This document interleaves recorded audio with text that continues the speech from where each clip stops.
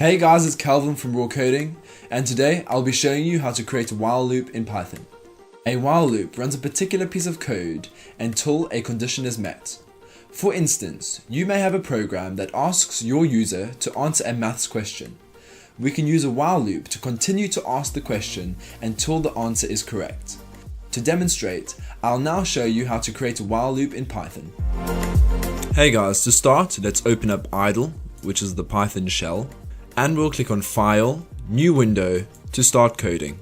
To demonstrate a while loop, I'll create a program that asks the user a simple maths question. We will use a while loop to check if an answer is correct. If the answer is not correct, we will continue to ask the question until we have the right answer. We will start by declaring a variable called user input. This user input will ask the user to type in a specific answer. So we can say user input equals input, open brackets, what is 2 plus 2? Very simple question, quick maths, and easy to understand. So if we run the program, make sure you save the file. It will basically ask the user the question. So they can type in any answer right now. So we can say 10, but there won't be any response. And the user cannot answer the question again. So when they type in another answer, even the correct one, it won't do anything.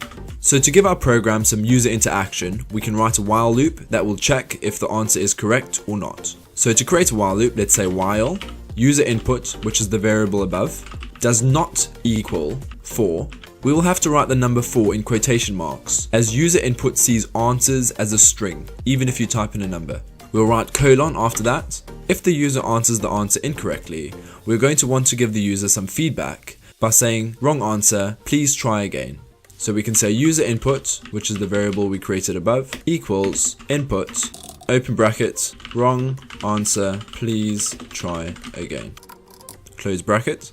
If the user answers the answer correctly, we're going to want to write an if statement that will take us out of the loop. We can say if user input is equal to 4, so if the user answers the answer correctly, we're going to want to give the user a response by saying print, open bracket, I'm going to say, yay, you got the answer correct, close bracket. And to come out of our while loop, we're just going to want to say break.